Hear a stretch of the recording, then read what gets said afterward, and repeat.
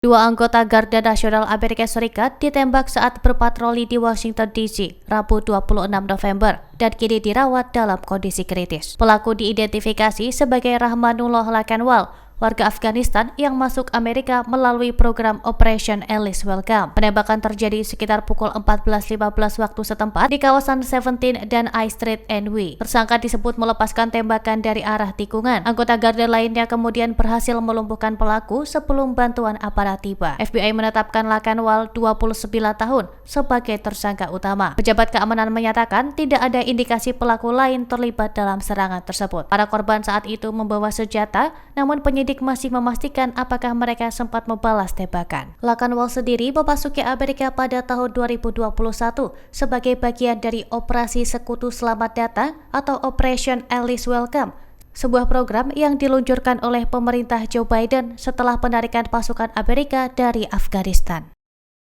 Aliansi Oposisi Pakistan atau TTAP mengumumkan rencana kampanye mobilisasi publik selama 3 hari di Provinsi Sindh. Para pemimpin oposisi menilai pemerintah telah merusak supremasi hukum dan independensi peradilan. Aksi tersebut akan dimulai pekan pertama Desember 2025 dengan titik awal di Kamo Shahid dan berakhir di Karachi. Keputusan itu diambil dalam pertemuan TTAP yang dipimpin oleh Wakil Ketua Sindh, Syed Zain Shah. Sejumlah tokoh oposisi pun hadir, termasuk Presiden PTI, Shin Halim Adil Sheikh, dan perwakilan kelompok MWM, SUP, dan PKMAP. Aliansi oposisi menilai pemerintah provinsi yang dipimpin PPP terus menggunakan pasal 144 untuk menekan kegiatan politik. Dalam pernyataan bersama, para pemimpin oposisi juga menolak amandemen konstitusi ke-27. Aturan tersebut dinilai melemahkan supremasi hukum dan independensi lembaga peradilan. Israel kembali melancarkan serangan udara di Gaza bagian tengah dan selatan pada Kamis 27 November pagi hari, termasuk di wilayah yang seharusnya steril berdasarkan ketentuan garis kuning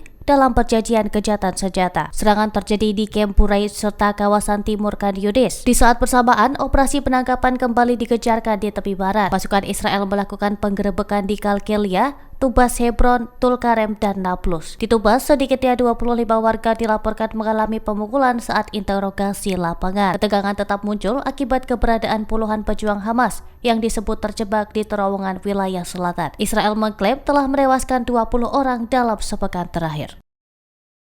Israel menyerahkan 15 jenazah warga Palestina kepada otoritas Gaza pada Rabu 26 November, sehari setelah Hamas mengembalikan jenazah salah satu sandera Israel. Pertukaran tersebut merupakan bagian dari gencatan senjata yang difasilitasi Amerika Serikat bulan lalu. Komite Palang Merah Internasional membantu proses pemindahan jenazah ke Gaza. Dua jenazah sandera, yakni seorang warga Israel dan seorang warga Thailand, masih berada di wilayah tersebut. Kementerian Kesehatan Gaza melaporkan sebanyak 345 jenazah warga Palestina telah dipulangkan sejak kesepakatan berlaku.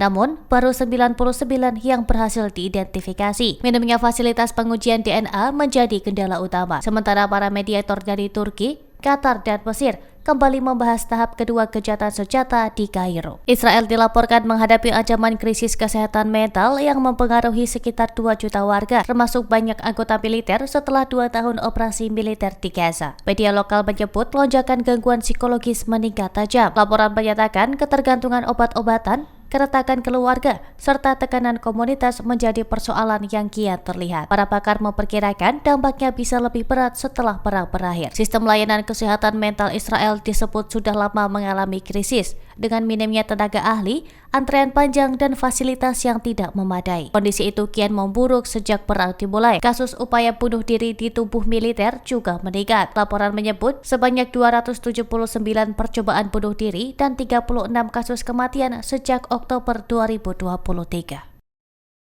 Download Tribun X sekarang, menghadirkan lokal menjadi Indonesia.